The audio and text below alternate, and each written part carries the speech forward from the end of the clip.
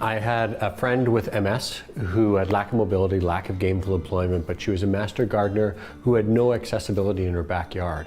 I thought one day I could get 20 friends together, have a pizza party, help my friend. 7 weeks later, we ended up having 65 volunteers, 27 companies, 10 rotating musical acts, did a $25,000 renovation in a single day with $380, changed my life, set me down a road that has now become HeroWork. We do radical renovations for charities. They have to be charities. We're mandated by CRA that is the case. Charities, for the most part, struggle financially, and everything that they have are going to their day-to-day operations. We try to tailor our program so that it syncs with them. We had talked with Paul and we went through the house, and our first vision was just to do the bike room, the bike shop. And Paul looked at me and says, well, what else do you want? All of a sudden, he's now saying, what more can we do? So from there, our scope changed into many different things. We had many more needs, and Paul was able to construct all of those needs and came up with a plan that we now actually have. These projects are very short in duration. The Rainbow Kitchen, for instance, was 3 weekends. Lots of energy, lots of people working together, hundreds of people on the site at the same time.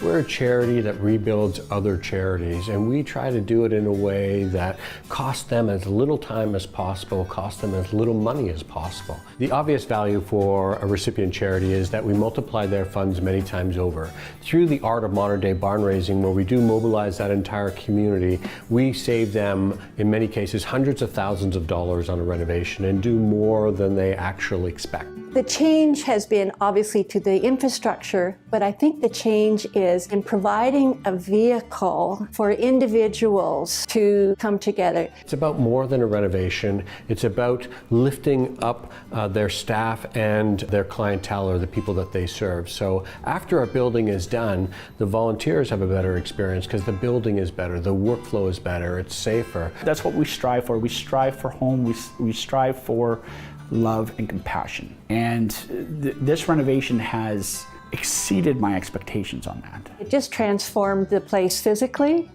but it transformed us as an organization. You just sort of stand a little taller and feel a little better about things. And they take care of it because it is theirs. It's amazing.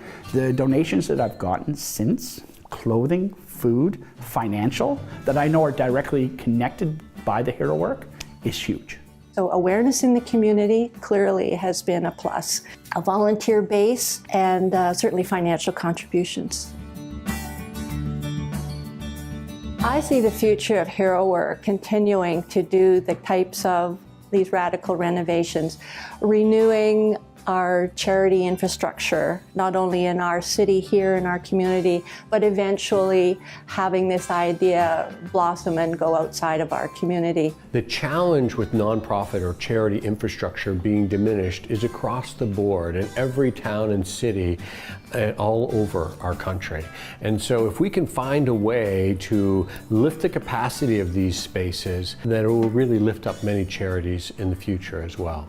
Our end vision for HeroWork is to take this program and template it so that other communities can utilize it as well and improve their community and charity spaces. When they walk into that beautiful building that has beautiful colors, that's up to code, that everything is perfect, they know inside the community came together to make that happen.